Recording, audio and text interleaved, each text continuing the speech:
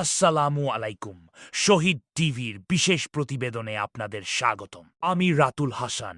সম্প্রতি বাংলাদেশের রাজনীতিতে একটি বিশেষ শব্দ যুগল বেশ আলোচনায় এসেছে, ফ্যামিলি কার্ড। বিএনপির ভারপ্রাপ্ত চেয়ারম্যান তারেক রহমান ঘোষণা দিয়েছেন, রাষ্ট্র সংস্কারের ৩১ দফায় ক্ষমতায় গেলে দেশের প্রায় ৪ কোটি পরিবারকে ফ্যামিলি কার্ড প্রদান করবে তার দল। বিশেষ করে পরিবারের নারী সদস্যের নামে এই কার্ড হবে। কিন্তু এই ঘোষণা আসার পরপরই শুরু হয়েছে রাজনৈতিক ও অর্থনৈতিক বিতর্ক।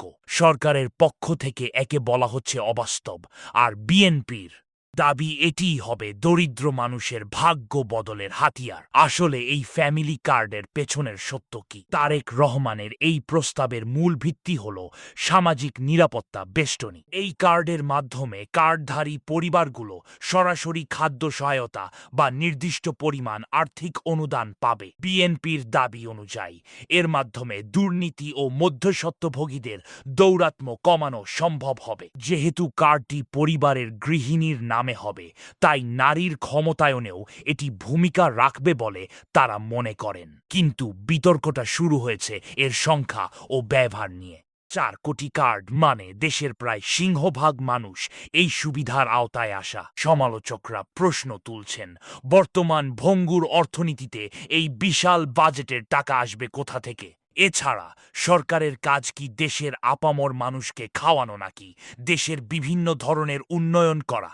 সরকারি দলের নেতাদের দাবি এটি একটি রাজনৈতিক আইওয়াস বা নির্বাচনী চমক। তারা বলছেন, বর্তমানে ওএমএস বা টিসিবির মাধ্যমে যে সুবিধা দেওয়া হচ্ছে তা আরও সুশৃঙ্খল করা প্রয়োজন। কিন্তু হঠাৎ করে ৪ কোটি পরিবারকে কার্ড দেওয়া আকাশকুসুম কল্পনা। অন্যদিকে অর্থনীতিবিদদের মতামতে ভিন্ন সুর পাওয়া যায়।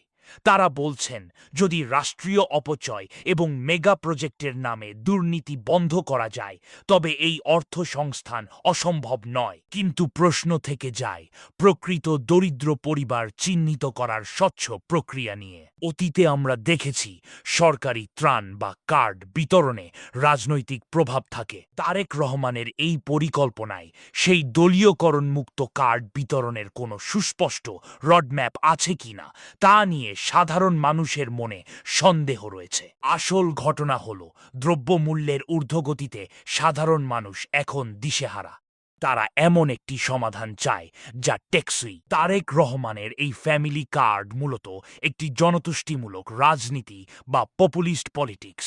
এটি মানুষের অভাবকে পুঁজি করে ভোট টানার কৌশল, নাকি সত্যিই একটি কার্যকর অর্থনৈতিক পরিকল্পনা তা সময়ই বলে দেবে।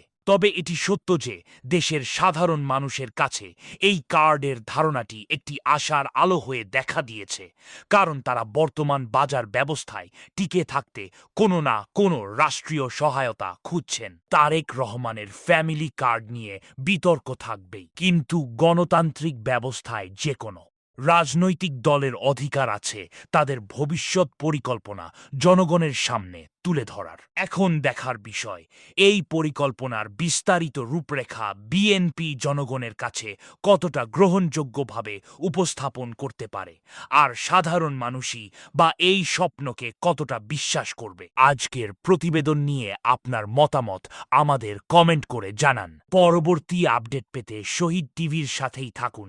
ধন্যবাদ।